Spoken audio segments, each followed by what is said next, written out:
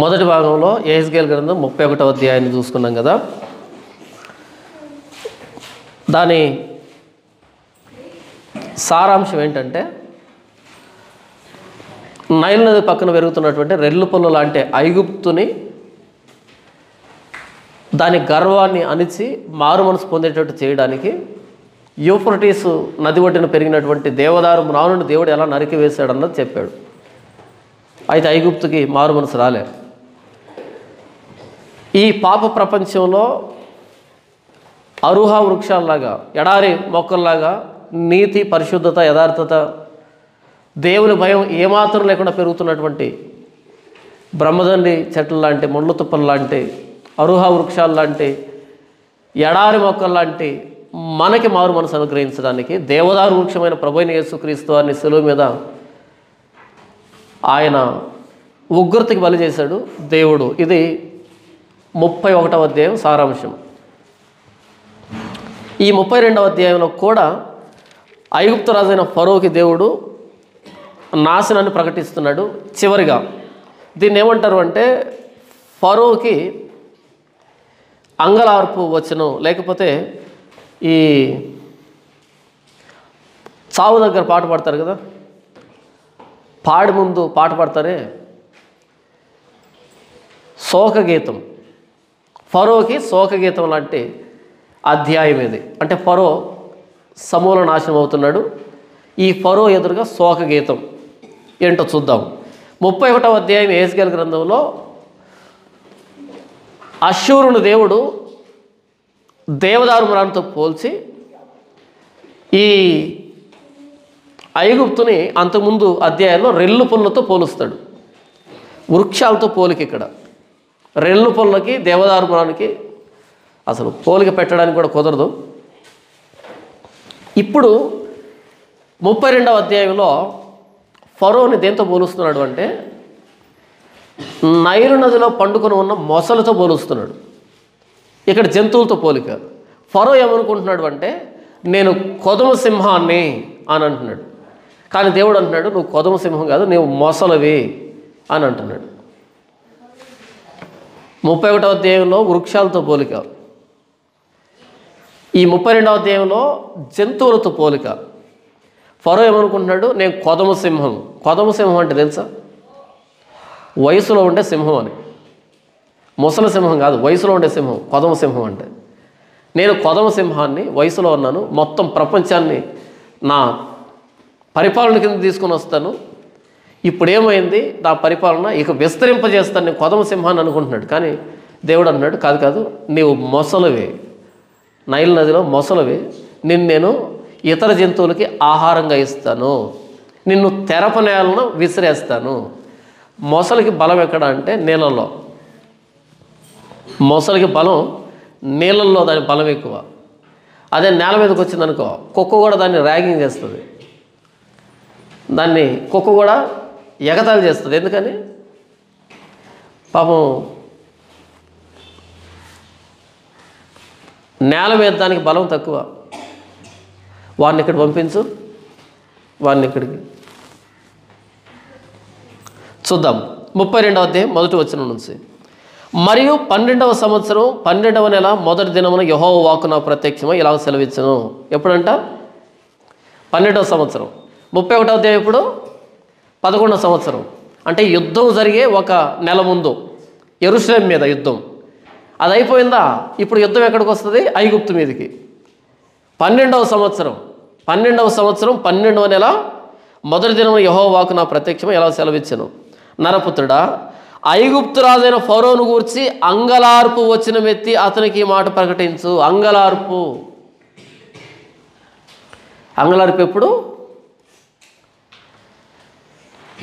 అంతిమ యాత్రలో అంగలార్పు చేస్తారు కదా, ఏడుస్తారు. పాడి మీద పెట్టి తీసుకొని పోతున్నప్పుడు అంగలార్పు వచ్చును. నరపుత్రుడా, ఐగుప్తు రాజైన ఫరోను గురించి అంగలార్పు వచ్చిన మెత్తి అతనికి ఈ మాట ప్రకటింపు. జనములలో కొదమ సింహం వంటి వాడవని నీవు ఎంచబడితివి. అందరూ అనుకున్నారు కొదమ సింహం ఐగుప్తు అంటే, ఫరో అంటే అని ఎంచబడ్డాడంట. జలములలో మొసలి వంటి వాడవై నీవు నదులలో రేగుచు నీ కాళ్ళతో నీళ్లు కలియబెట్టితివి, వాటి వాగులను బురదగా చేసితివి. కానీ వాస్తవానికి నువ్వెవరు? జనాల్లో కొదమ సింహం కాదు, నువ్వు జలాల్లో మొసలివి. జలాల్లో మొసలివి, జలములలో మొసలు వంటి వాడవై నీ నదులలో రేగుచు కాళ్ళతో నీళ్లు కలియబెట్టితివి, వాటి వాగులను బురదగా చేసేటివి. ఈయనేమనుకుంటాడు, నేను మొత్తం జనాల్లో తిరుగుతూ అందరిని వేటాడుతూ పట్టుకొని తినేస్తున్నాను, కొదమ సింహాన్ని అనుకుంటుంటే కాదు, నీ నదుల్లో కాళ్ళతో నీళ్ళని కలిపిపెట్టి బురదగా చేస్తూ అది ప్రభావం నీ శక్తి అనుకుంటున్నావు. నువ్వు మొసలివి. ఎంత తేడా చూడండి. కొదమ సింహం అడవిలో వేటాడేదానికి, మొసలి ఆ నీళ్ళను బురద నీళ్ళగా చేసేదానికి తేడా ఉందా లేదా? ఓ కాళ్ళని ఆడించి అక్కడ బురద రేపెట్టి నేను ఎంత బలమైనటువంటి దాన్ని అంటే, నువ్వు చేసింది ఏంటో తెలుసా? నీళ్ళను బురదగా చేసావు, అంతకుమించి నీ ప్రభావం లేదు. నీవు మొసలివి, గప్పాలు కొట్టుకుంటావు. ఆ గప్పాలు ఏంటంటే నీళ్ళను బురదగా చేయడం, చూసావా? బురదగా మార్చేశాను. అంతకుమించి ఒడ్డు మీదకి వచ్చి వేటాడేది నీకు తెలియదు. జనములలో కొదమ సింహం వంటి వాడవని నీవు ఎంచబడితివి, జలములలో మొసలి వంటి వాడవై నీ నదులలో రేగుచు, అది కూడా నీ నదే, అన్ని నదుల్లో కాదు నీ ప్రభావం, నీ నదుల్లో రేగుచు నీ కాళ్ళతో నీళ్లు కలియబెట్టితివి, వాటి వాగులను బురదగా చేసేతివి. ప్రభువైన యెహోవా సెలవిస్తున్నదేమనగా, గుంపులు గుంపులుగా జనములను సమకూర్చి నేను నా వలను నీ మీద వేయగా వారు నా వలలో చిక్కిన నిన్ను బయటికి లాగేదరు. ఏం చేస్తాను? నా వలని బబులోనీయులకు ఇస్తాను, వాళ్ళు గుంపులు గుంపులుగా వస్తారు, నా వలని నీ మీద విసురుతారు, వారు నిన్ను బయటికి లాగుతారు. నేను నిన్ను నేల పడవేసి తెరప నేల మీద పారవేసేదను, ఆకాశ పక్షులన్నీ నీ మీద ఉరాలున్నట్లు చేసి నీ వలన భూజంతువులన్నిటికీ కడుపారా తిననిచ్చేదను. అలా వలతో తీసుకుని వచ్చి ఎక్కడ కుమ్మరిస్తారు నిన్ను? తెరప నేలలో కుమ్మరిస్తారు నిన్ను. అప్పుడు ఆకాశ పక్షులు వచ్చి నీ మీద వాళ్తాయి. ఆకాశ పక్షులు అంటే గద్దలు, రాబందులు. రాబందు ఎంత తెలుసా? ఎప్పుడైనా రాబందుని కానీ గద్దను కానీ చూసారా? రాబందుని చూసారా మీరు? చూడలే కదా, నేను చూశాను. ఇంత ఎత్తుంటుంది, అది ఇంత ఎత్తుంటుంది. దాని ముక్కు ఎంత ఉంటుంది, దాని కాలుతో ఇలా నా తలను పట్టుకోవచ్చు, అది ఇలా పట్టుకుంటుంది. అంత పెద్ద కాలు ఉంటుంది, ఇంత ఉంటుంది దాని సైజు కాలు. అది మొట్టమొదట చేసే పని ఏంటంటే, రాబందు చేసే మొట్టమొదట పని ఏంటంటే గుడ్లు బీక్కుంటుంది. నేరుగా వచ్చి దాని మీద కూర్చోవడం, దాని పక్కన కూర్చోవడం, ఇలా ఇంత ముక్కుతోటి ఇలా కంటికేసి పొడిచి ఇలా గుడ్డుని ఇలా లాగుతుంది. ఒకే దెబ్బతో బయటకు వచ్చేస్తుంది గుడ్డు, అంతే. ఈ నైల్ నదిలో ఉన్న ఆ మొసల్ని దేవుడు బబులోనీయులకు వలెచ్చి పట్టి తెచ్చి తెరపనేలలో విసిరేసాడు. తెరపనేలలో విసిరేయగానే ఆకాశ పక్షులు వస్తాయి. ఇక గద్దలు, గద్ద కూడా అంతే, గుడ్లు పీకేస్తుంది. గద్ద చేసే పని కూడా గుడ్లు పీకడమే. గుడ్లు పీకిన తర్వాత ఇది తారాడుతూ ఉంటే దాన్ని లైవ్గా తింటుంది, బ్రతికుండగా తింటుంది, ఫ్రెష్గా. అది చేసే పని. ఈ గద్దలకి ఈ రాబందులకి అప్పగిస్తాను. ఎంత దారుణమైన సావు అంటే అది వర్ణించలేని సావు. అది గుడ్లు పీకేసిన తర్వాత ఒకటి తోక దగ్గర గిల్లితే, ఇంకోటి మూతి దగ్గర గిల్లితే, అది ఎటు అదిలించుకోవాలో తెలియదు, ఎక్కడేముందో తెలియదు, గుడ్డితనం. నేను నిన్ను నేల పడవేసి తెరపు నేల మీద పారవేసేదను, ఆకాశ పక్షులన్నీ నీ మీద ఉరాలునట్లు చేసి నీ వలన భూజంతువులన్నింటినీ కడుపారా తిననిచ్చేదను. ఇటు భూజంతువులు కూడా వస్తాయి. ఈ నక్కలు కానీ, తోడేళ్ళు కానీ, రాబందుగా మంచి కోఆపరేషన్లో వర్క్ చేస్తాయి ఇవన్నీ. ఇది ఇటువైపు పీకుతుంటే అవి అటువైపు పీకుతుంటాయి. ఎంత కోఆపరేషన్లో తింటాయో మరి. ఇటు భూజంతువులకి ఇస్తారు, ఇటు ఆకాశ పక్షులకి ఇస్తారు. అన్ని పీకు తినేటివి ఇవన్నీ. ఎంత దారుణమైన సావు అంటే ఫరో, నీది అత్యంత దారుణమైన సావు నీకు వస్తుంది. నీ మాంసమును పర్వతముల మీద వేసేదను. మనం 31వ అధ్యాయం ఏం చేసాం? అషూర్ రాజుని దేవదారు మాటతో పోల్చి దాని కొమ్మలన్నింటినీ పర్వతాల మీద, వాగుల్లో, నదులను పడేటట్టు నరికి వేశానని వృక్షంతో పోల్చాడు. ఇక్కడ మొసలు కదా, మొసలుతో పోలుస్తూ అంటున్నాడు, నీ మాంసమును పర్వతం మీద పడవేసేదను. ఎందుకంటే ఒక్కో పక్షి పీక్కొని వెళ్ళి ఆ చెట్టు మీద పెట్టుకోను, ఆ గుట్ట మీద పెట్టుకొని తింటుంది కదా. నీ మాంసాన్ని పర్వతం మీద పడవేస్తాను. లోయలన్నింటినీ నీ కళేబరములతో నింపెదను.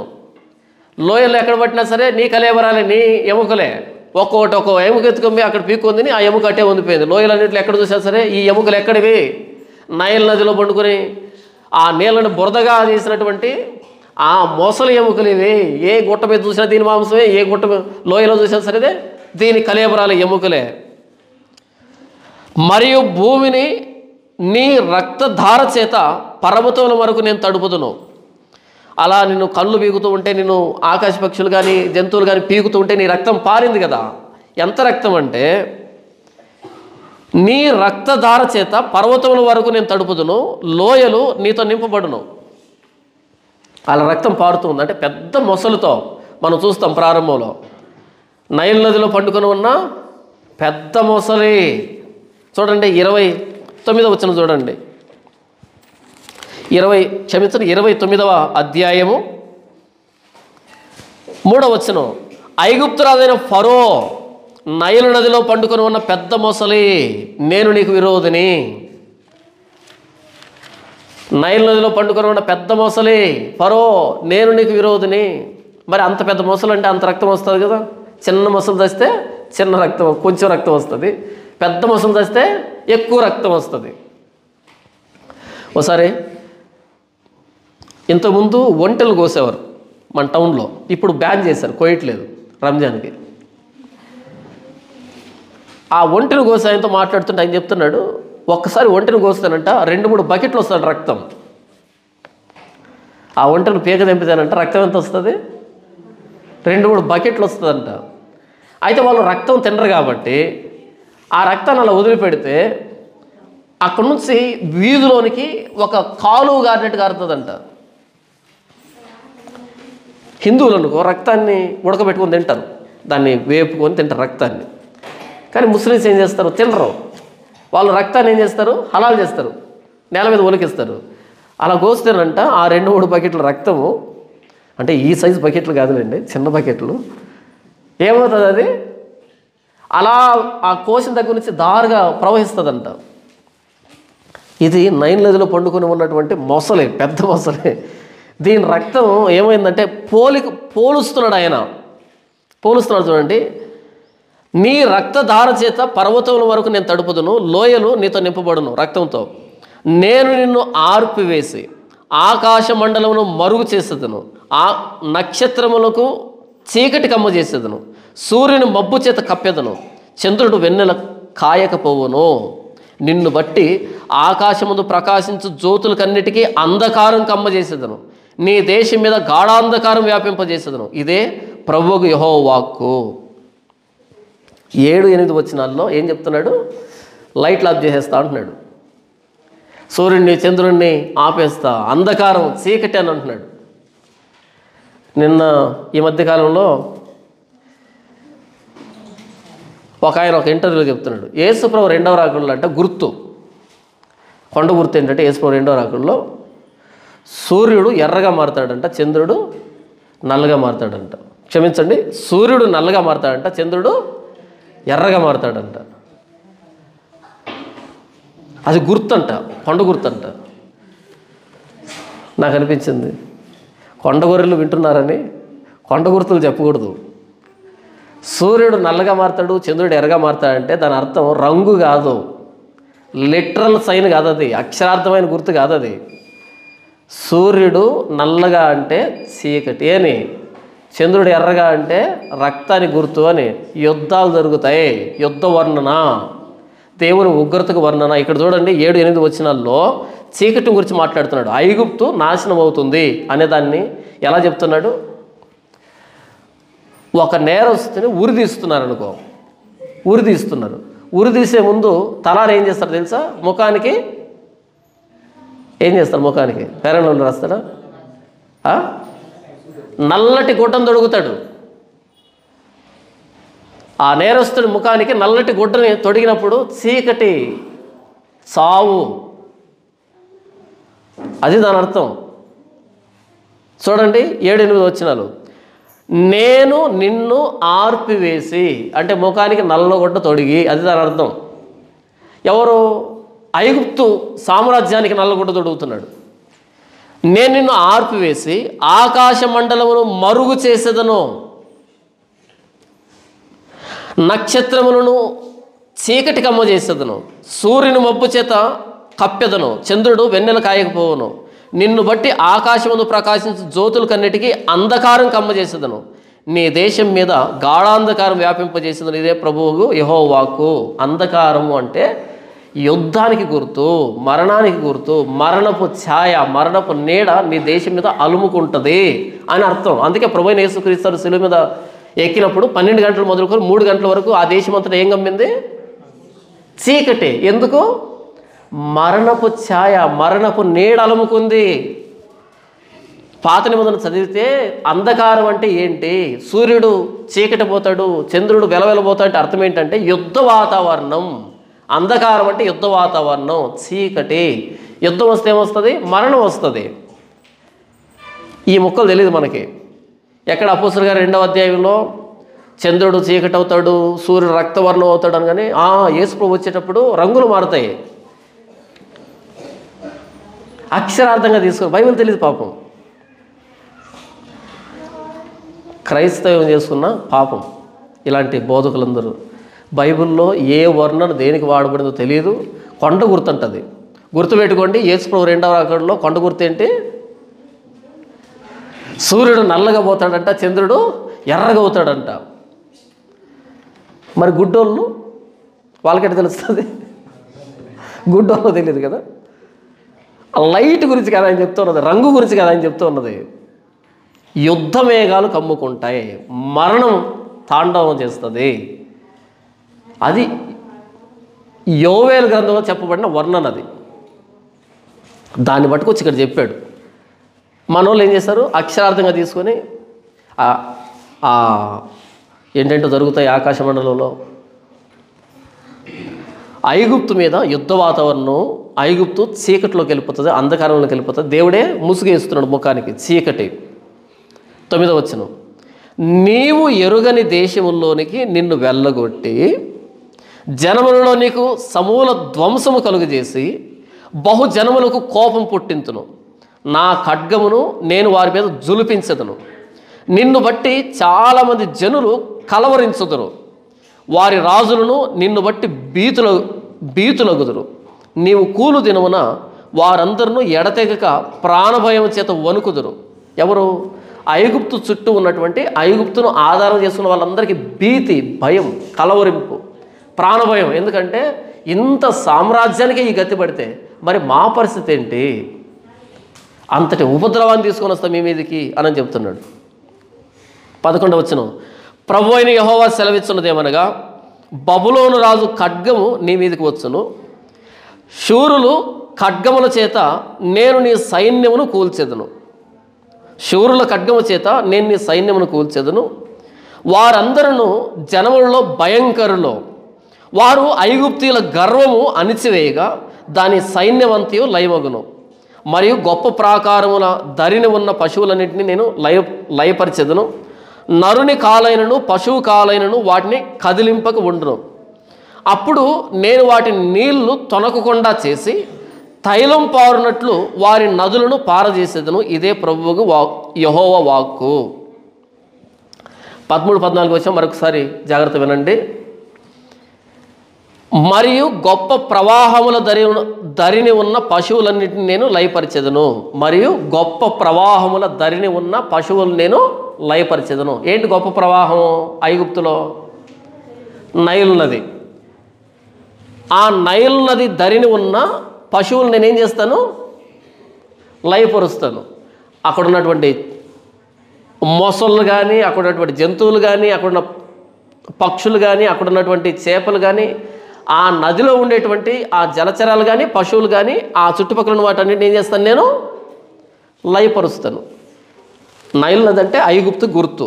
ఆ నైల్ నది మీద ఆధారపడి ఉన్నటువంటి వాటన్నిటిని నేను లయపరుస్తాను. ఎప్పుడైతే అవి చచ్చిపోతాయో నరుని కాలైనను పశువు కాలైనను వాటిని కదిలింపక ఉండును. వేటిని? నైలు నది నీటిని. ఎప్పుడైతే ఆ గొప్ప ప్రవాహముల ధరిని ఉన్న పశువులు నేను లయపరుస్తానో, ఇక ఆ నీళ్లను కదిలించేది ఎవరు? అందరూ చచ్చిపోయారు కదా. ఆ నది ఒడ్డున మొసలో లేకపోతే పశువు ఉందనుకో, అది నీళ్ళలో కాలు పెడుతుంది, దిగుతుంది, ఆ నీళ్ళు కదులుతాయి, అలా ఇలా కదులుతుంటాయి. అదే కదా ముందు చూసుకున్నావు, నీవు ఆ నీళ్ళని బురదగా చేస్తున్నావు, అది నీ ప్రతాపం అంతా. అయితే ఎప్పుడైతే ఆ గొప్ప ప్రవాహాల్లో ఉన్నటువంటి జలచరాలను నేను లయపరుస్తానో, ఏమంటున్నాడు 13వ వచనం కదా, నరుని కాలైనను పశువు కాలైనను వాటిని కదిలింపకుండాను, ఆ నీటిని కదిలించదు. ఇక ఎప్పుడైతే నదిలో నీళ్ళని పశువులు కానీ ఏవి కానీ కదిలించలేదో, అప్పుడు ఆ నీళ్ళు ఎలా పడతాయంట? 14వ వచనం, అప్పుడు నేను వాటి నీళ్లు తొనకకుండా చేసి తైలం పారునట్లు వారి నదులను పారజేసేదను.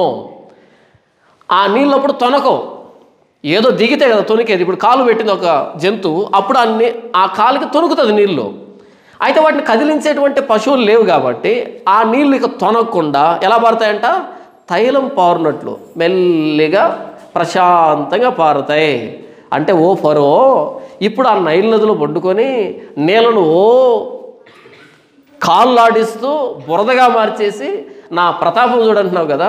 ఒకానొక రోజు నైల్ నది నీళ్ళు ఎలా పడతాయంటే తైలం బారినట్టుగా మెల్లిగా పడతాయి.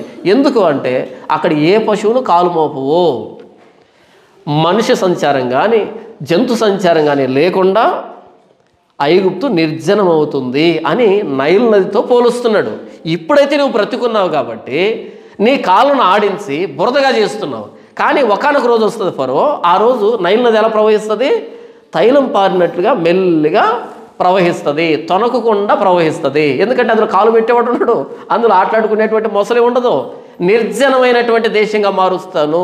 ఇది వినడానికి నాకు తెలిసి ఫరోకి ఆశ్చర్యం అనిపిస్తుంది. ఏంటి ఇంత ఐగుప్తు సామ్రాజ్యం నిర్జనం అవుతుందా? పశువులు లేకుండా మానవులు లేకుండా ఎలా అవుతుంది అని ఆశ్చర్యం అనిపించుంటుంది. ఒక్కసారి దేవుడు సెలవిచ్చాడు అంటే అది నెరవేరుతుంది. గతంలో దేవుడు తీర్పు తీర్చినటువంటి ఆ రాజ్యాలు చాలా గొప్పవే, నామరూపాలు లేకుండా కాలగర్భంలో కలిసిపోయాయి. ఈరోజు చిన్న చిన్న వ్యక్తులు వచ్చి దేవుడి మీద రంకెలు వేస్తున్నారు. నైల్ నదిలో పండుకొని ఉన్న పెద్ద మొసలే అన్నాడు ఫరోనే. ఈరోజు ప్రభువైన యేసుక్రీస్తు వారి మీద రంకెలు వేస్తున్నది ఎవరు తెలుసా? రంకెలు కాదు, కీలగొంతుతో మాట్లాడుతున్నటువంటి తోకప్పలు తట్టుకోగలవా దేవుని ఉగ్రత నుండి? నైల్ నదిలో పండుకొని మొసలకే దిక్కు లేకపోతే దాని మాంసాన్ని భూమృగాలకి ఆకాశ పక్షులకి ఆహారంగా ఇస్తే, ప్రతి కొండ మీద లోయల్లో వాటి కలేబరం దాని కలేబరం కనిపిస్తే, ఈరోజు తోకప్పలన్నీ యేసు ప్రభు మీద యుద్ధానికి వస్తున్నాయి. నా చిన్నతనంలో ఒకసారి ఏరు వచ్చింది, అంటే నీళ్ళు వస్తాయి కదా వరదలు వచ్చినప్పుడు. అప్పుడు ముందు డ్యాము నీళ్ళు వదలగానే ఫస్ట్ నొరగ వస్తుంది, నొరగ.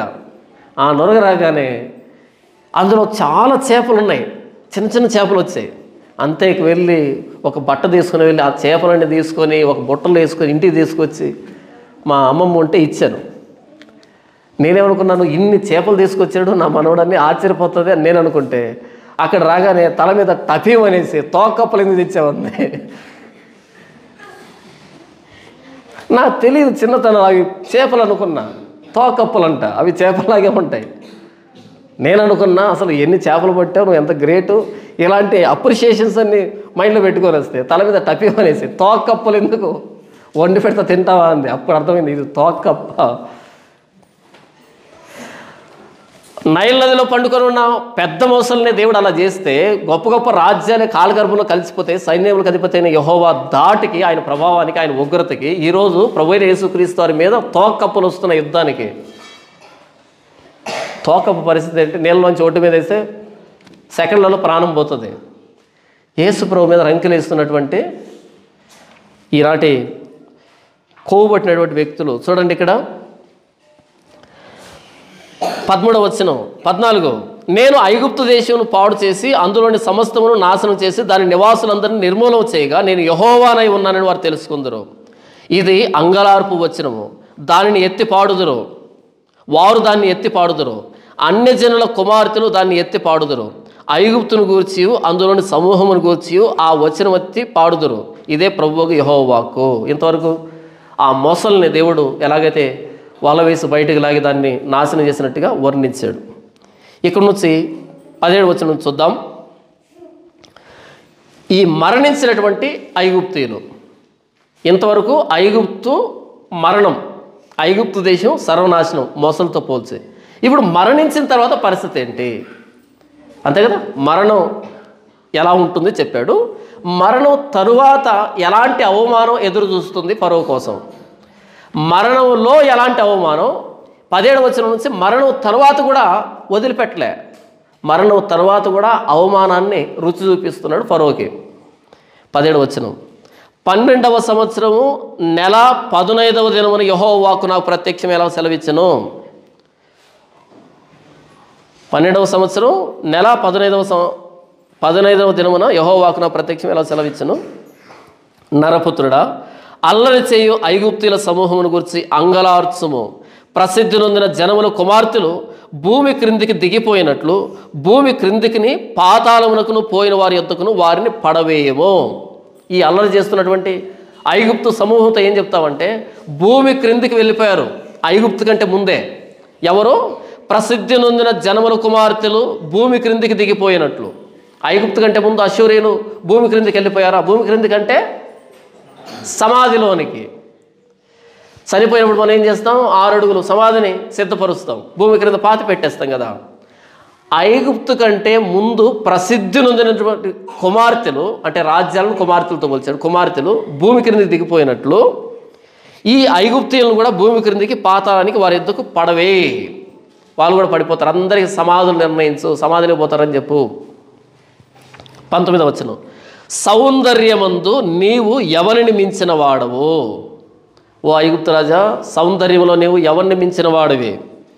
దిగి సున్నతి నొందని వారి యొద్ద పడి ఉండవు. ఖడ్గం చేత హతమైన వారి మధ్య వారు కూలుదురు, అది కత్తిపాలగును.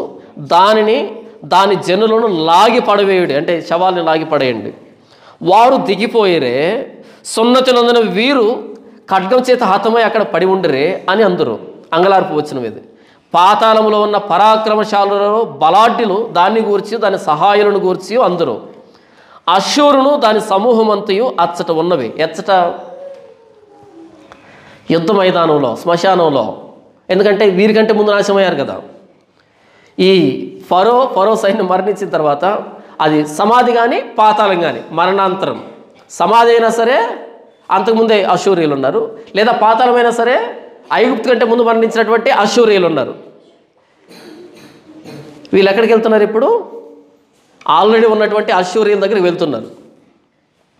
చూడండి, అశ్షూరును దాని సమూహం అంతయు అచ్చట ఉన్నవి, దాని చుట్టూను వారి సమాధులు ఉన్నవి. అశ్షూరు చుట్టూ వారందరూ కత్తిపాలై చచ్చి ఉన్నారు. కత్తిపాలై చచ్చింది ఎవరు? సైనికులు, బలవంతులైన సైనికులు. మాకు తిరుగులేదని కత్తి పట్టుకుని యుద్ధరంగంలో వీర విహంగం చేసినటువంటి సైనికులు, అశ్షూరు సైనికులు ఎక్కడున్నారు? పాతాళంలో ఉన్నారు. ఇప్పుడు వీళ్ళు ఏమనుకుంటున్నారు? అల్లరి చేయి ఐగుప్తీయులు, వీళ్ళు ఇప్పుడు అల్లరి చేస్తున్నారు యుద్ధరంగంలో, మాకు మించిన లేరని. వీళ్ళలాగే అల్లరి చేసిన అశ్షూరీయులు పాతాళంలో ఉన్నారు. ఇప్పుడు వీళ్ళు కూడా చచ్చిపోయి ఎక్కడికి వస్తారు? వాళ్ళు ఎదురుగా వచ్చినప్పుడు ఏమనిపిస్తుంది? సిగ్గు అనిపిస్తుంది. అంతేనా? కబడ్డీ ఆడతారు కదా మన వాళ్ళు. కబడ్డీ ఆడేటప్పుడు ఒక్కొక్కడు అవుట్ కాగానే వచ్చి వెనకాల కూర్చుంటాడు, లైన్ బయట కూర్చుంటాడు. అలా 4 బయట కూర్చున్నారనుకో, కొత్తగా 5వ వ్యక్తి అవుట్ అయ్యి వాడి పక్క నుంచి కూర్చునేటప్పుడు సిగ్గు అనిపిస్తుంది.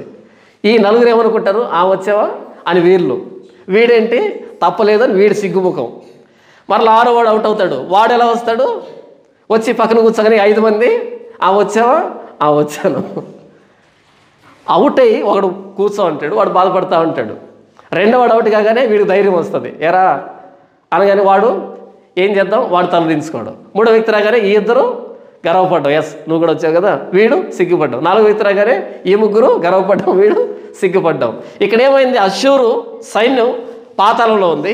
ఇప్పుడు ఒక్కొక్కడు వెళ్తున్నారు అక్కడికి. ఎవరు? అల్లరి చేయు ఐగుప్తీయులు సైన్యం ఒక్కొక్కడు వెళ్తూ ఉంటే 23 దాని సమాధులు పాతాళ అగాధంలో నియమింపబడినవి, దాని సమూహము దాని సమాధి చుట్టూ ఉన్నది. వారందరూ సజీవుల లోకములో భయంకరులైన వారు, వారు కత్తిపాలై చచ్చిపడి ఉండరి. ఆ సమాధులు ఎవరెవరా అంటే సజీవుల లోకంలో బ్రతికున్నప్పుడు భయంకరులైన వారు, బలమైనటువంటి యోధులు. అయితే ఇప్పుడు ఎక్కడున్నారు వీళ్ళు? కత్తిపాలై చచ్చిపడి ఉండరి. మరణానికి ముందు చెప్తున్నాడు, మరణం తర్వాత చెప్తున్నాడు. మరణానికి ముందు అవమానమే, మరణం తర్వాత అవమానమే. 24 అక్కడ ఏలామును అంటే అషూరు కంటే ముందున్నటువంటి సైన్యం అది. అక్కడ ఏలామును దాని సమూహమును సమాధి చుట్టూ ఉన్నవి, అందరూ కత్తిపాలై చచ్చరే. అషూరు కంటే ముందు ఎవరున్నారు? ఏలాము. తర్వాత ఎవరు? అషూరు. తర్వాత ఎవరు? ఐగుప్తు. వరుస పెడుతున్నాడు చూడండి. వారు సజీవుల లోకంలో భయంకరులైన వారు, వారు సున్నతి లేని వారే పాతాళంలోనికి దిగిపోయేది. గోతిలోనికి దిగిపోయిన వారితో కూడా వారు అవమానం నొందుదురు. 25 హతులైన వారి మధ్య దానికిని దాని సమూహమునకు పడక ఒకటి ఏర్పరచబడిన శ్మశానం. పడక అంటే ఇక్కడ దాని సమాధులు దాని చుట్టూ ఉన్నవి. వారందరూ సున్నతి లేని వారే హతులైరి. వారు సజీవుల లోకంలో భయంకరులు కనుక గోతులోనికి దిగిపోయిన వారితో కూడా వారును అవమానం నొందుదురు. హతులైన వారి మధ్య అది ఉంచబడును. ప్రతి సందర్భంలో మాట్లాడుతూ వారు సజీవుల లోకంలో భయంకరులు, అయితే కత్తి చేత చచ్చిపడ్డారు. బ్రతికున్నప్పుడు చాలా భయంకరంగా వ్యవహరిస్తాం మనం. నాకు మించినోడు లేడనుకుంటాం. ఒక్కసారి శ్మశానానికి వెళ్తే మనలాగే అనుకున్న వాళ్ళంతా ఒకప్పుడు, ఇప్పుడు బ్రతికి మనం ఏవైతే అనుకుంటున్నామో శ్మశానానికి వెళ్తే మనలాగే అనుకున్న వాళ్ళు గతంలో దేవుడు ఐగుప్తు చెప్తున్నాడు, ఓ ఐగుప్తు ఏలామును చూడు, అషూరు కంటే ముందు రంకెలు వేసినటువంటి రాజ్యం అది ఎక్కడుంది ఇప్పుడు? అది బ్రతికున్నప్పుడు భయంకరులు, చచ్చిపోయి కత్తిపాలై సమాధిలో దిగారు, పాతాళంలో ఉన్నారు. తర్వాత రంకెలు వేసింది ఎవరు? అషూరు. ఏమైంది? బ్రతుకున్నప్పుడు భయంకరులు సజీవుల లోకంలో, ఇప్పుడు ఏమయ్యారు? కత్తిపాలై పడి ఉన్నారు. నీ బ్రతుకు కూడా అదేం చెప్తున్నాడు. ఇంకో రాజ్యాన్ని చెప్తున్నాడు చూడండి.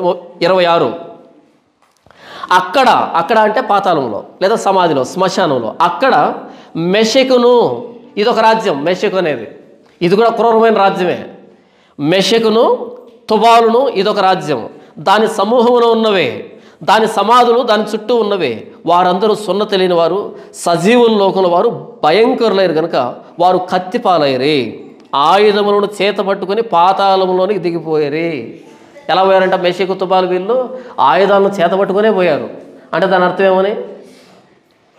కనీసం వీళ్ళను సమాధి చేసేటప్పుడు, ఆ యుద్ధ మైదానంలో సమాధి చేసేటప్పుడు ఆయుధాలను ఒలుచుకొని వీళ్ళని తోయిల గొంతులోనికి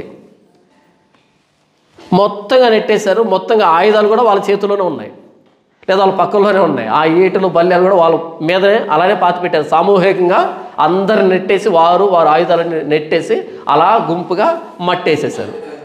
ఇప్పుడు నేనున్నాను అనుకోండి, నాకైతే నా మీద ఇలా ఉండొచ్చు, ఇలా పట్టుకొని ఉండొచ్చు, పక్కన ఉండొచ్చు. ఆయుధాలతోనే పాతాళానికి పోయారంటే సమాధిలో ఆయుధాలతోనే ఉన్నారు. ఏం సాధించారు? ఎవరితో యుద్ధం చేస్తారు? బ్రతికున్నప్పుడు భయంకరులు, చనిపోయిన తర్వాత ఆయుధాలు పట్టుకొని పాతాళానికి పోతే ఎవరిని నరకాలి? కనీసం వారిని తొలుస్తున్నటువంటి పురుగునైనా నరకగలరా? ఎదురుగానే వీరులను పక్కన పెట్టేస్తే వారిని తొలుస్తున్న పురుగులనైనా ఆ ఆయుధాలతో చంపగలరా?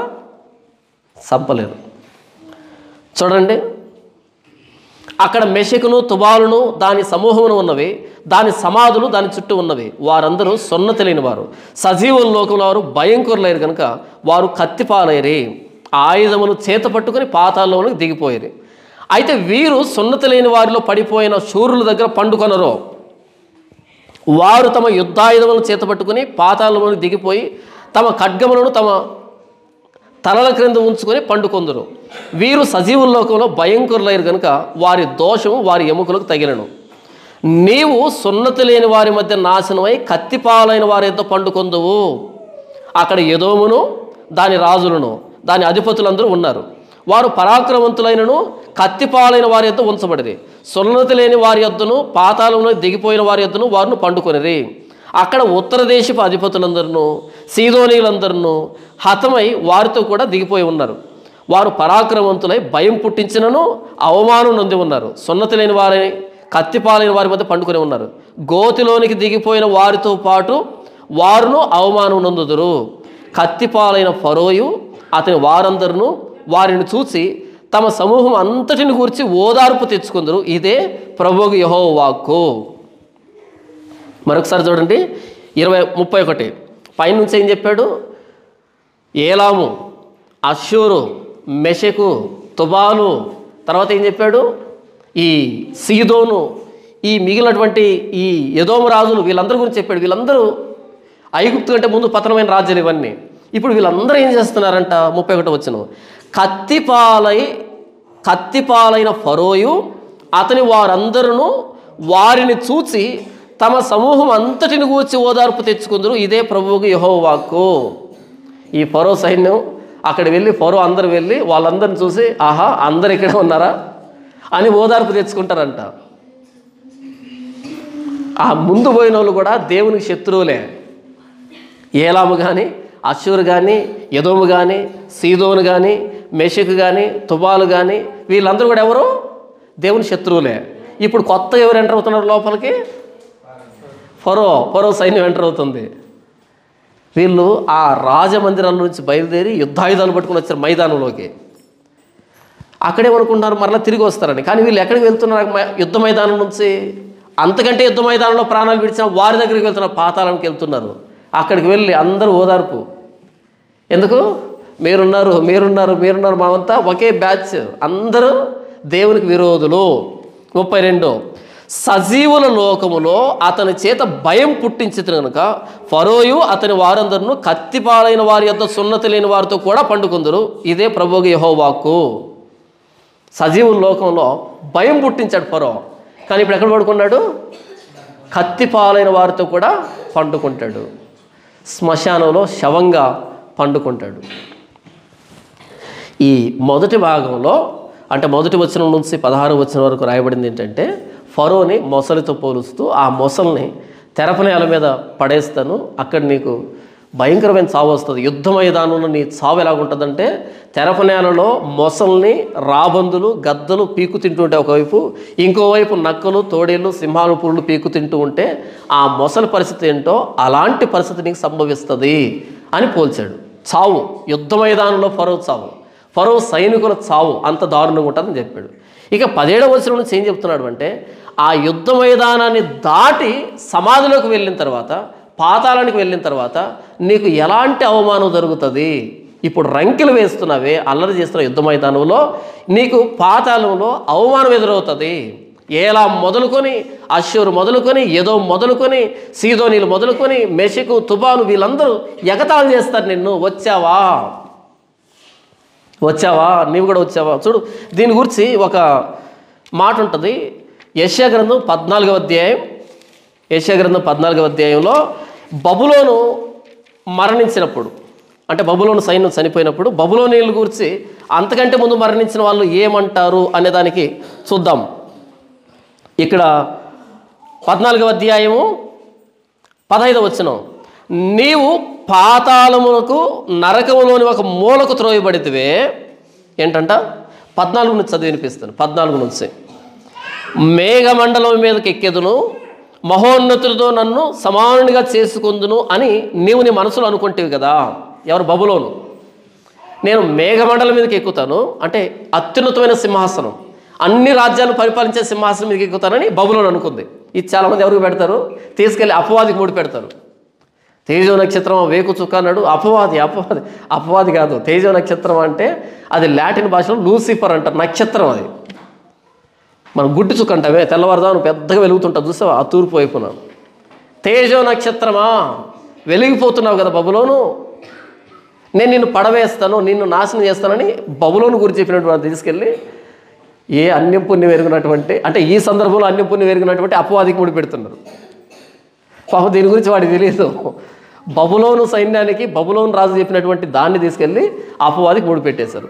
యెహెజ్కేలు గ్రంథం 28వ అధ్యాయంలో తూర్రు గురించి చెప్పినటువంటి పట్టుకెళ్ళి, తూర్రు గురించి చెప్పిన ప్రవచనం తీసుకెళ్ళి అపవాదికి ముడి పెట్టారు. ఇక్కడ బబులోను చెప్పినటువంటి దాన్ని తీసుకుని వెళ్ళి అపవాదికి ముడి పెట్టారు. అపవాది అనుకుంటాడు, ఒరే నేనేం పాపం చేశాను రా అంటే చాలా పాపాలు చేసేవాడు, కానీ ఈ విషయంలో నాకు సంబంధం లేదు కదా, నన్ను ఎందుకు ఇరికిస్తున్నారు? తప్పుడు కేసు కదా. నిజంగానే అపవాది ఇక్కడ ఉంటే వాడి గురించి చెప్తే మంచిది, వాడు కూడా సంతోషపడతాడు, నేను చేసిందని నాకు వచ్చిందని. కానీ ఇక్కడ మనోళ్ళు పాస్టర్లు అందరూ ఏమనుకుంటారంటే అపవాది అందరిని మోసపుచ్చుతాడని. కానీ పాస్టర్లు వాడి మీద తప్పుడు కేసు పెట్టారని అపవాది ఎంత ఫీల్ అవుతుంటాడో. అసలు నా సంబంధం లేనటువంటి వచనాలు తీసుకొచ్చి నాకు ముడిపెట్టి, మనం ఏదైనా చెత్త పని చేస్తాం కదా, చెత్త పని చేసేమంటావు తెలుసా, అపవాది శోధన అంటే అంటాం. వాడు అనుకుంటాడు నేను ఇప్పుడు శోధించాను, నిన్ను శోధించాల్సిన అవసరం ఏంటి, నువ్వే పరంపోకు, నీవే నాకంటే పెద్ద పోరంపోకు, నువ్వు మరలా వచ్చి నేను శోధించానని చెప్పడం ఇది తప్పు కదా అంటాడు. చాలా సందర్భాల్లో మనం అపవాదికి ఛాన్స్ శోధించే అవకాశం. ఎందుకని మంచోన్ని శోధిస్తాడు వాడు, చెడ్డోని ఎందుకు శోధిస్తాడు? సరే 14 వచనం, మేఘమండలం మీదకి ఎక్కుదును. మేఘమండలం అంటే దాని అర్థం ఏంటంటే అత్యున్నతమైన సింహాసనం అని. అత్యున్నతమైన సింహాసనం అంటే మిగిలినటువంటి సామ్రాజ్యాలన్నింటి పరిపాలించేటువంటి పెద్ద పోస్టుని, చక్రవర్తి అని. మిగిలినటువంటి అందరూ నా కింద సామంతరాజులుగా, అది దాని అర్థం. అంతేగాని మేఘమండలం కనగానే పైన మేఘాలు తెల్లగా పోతుంటాయి, అక్కడ ఒక సింహాసనం ఉంటుంది అని అర్థం కాదు. ఏంట్రా కన్నులు నెత్తిని పెట్టుకుని నడుస్తున్నావు అంటే ఇక్కడ కన్నులు ఉంటాయని కాదు, ఎందుకు గర్వంగా ఉన్నావు అని అర్థం. మేఘమండలం మీదకి ఎక్కుదును, మహోన్నతులతో నన్ను సమానునిగా చేసుకొందును. అదేంటి మహోన్నతులతో సమానంగా చేసుకున్నది అపవాది కదా అంటారేమో. బైబిల్లో ఎక్కడ లేదు ఈ మాట. మహోన్నతులతో సమానంగా అంటే మానవుల రాజ్యాలపైన అధికారి దేవుడు. అయితే బబులోన్ ఏమనుకుంది, అందరిని గెలిచి నేను పెద్దోన్ని కావాలి, అది దాని అర్థం. అంతేగాని బబులోన్ ఎప్పుడు దేవుడు కాడు, అపవాది ఎప్పుడు దేవుడు కాడు, దేవుడు స్థానాన్ని తీసుకోలేడు. మామూలు దేవదూత, అది పడిపోయిన దేవదూత. ఎలా దేవునితో సమానం అవుతాడు? కాడు. మహోన్నతులతో నన్ను సమానునిగా చేసుకొందును అని నీవు నీ మనసులో అనుకుంటేవి కదా బబులోన్ రాజా. అయితే దేవుడు ఏం చేస్తా అంటే 15 వచనం, నీవు పాతాళమునకు నరకములో ఒక మూలకు త్రోయబడితివే. నరకంలో కూడా ఒక మూలకి అలా తోసేశాడు దేవుడు. కానీ మనసులో ఏమనుకున్నాడు, మొత్తం ప్రపంచాన్ని నా గుప్పిట్లో పెట్టుకొని తిరుగులేని మహాచక్రవర్తిగా ఉండాలని ఆయన అనుకున్నాడు పాపం. కానీ దేవుడు ఏం చేశాడంట, నరకంలో ఒక మూలకి అలా నెట్టేశాడు. తర్వాత చూడండి, నిన్ను చూచువారు, ఎక్కడ చూచువారు? నరకంలో పోయిన తర్వాత ఎవరు చూస్తారు? ఆల్రెడీ ముందు నరకంలో పోయిన వాళ్ళు చూస్తారు. నిన్ను చూచువారు నిన్ను నిదానించి చూచుచు ఇట్లు తలపోయేదురు. నరకంలో లైటింగ్ ఉండదు కదా, మరి నిన్ను చూచువారు నరకంలో నిన్ను నిదానించి చూచుచు వారు ఇట్లు తలపోయేది. దగ్గరకు వచ్చి చూసి ఇలా ముఖం పెట్టి చూసి అప్పుడు ఏమంటారంట చూడండి, భూమిని కంపింపజేసి రాజ్యములను వణికించిన వాడు ఇతడేనా? కనపల్ల బాబు, సరిగ్గా లైటింగ్ లేదు, అలా ముఖం పెట్టి ఏంటి రాజ్యాలను కంపింపజేసి భూమిని వణికించింది నువ్వా? మరి అంతే కదా.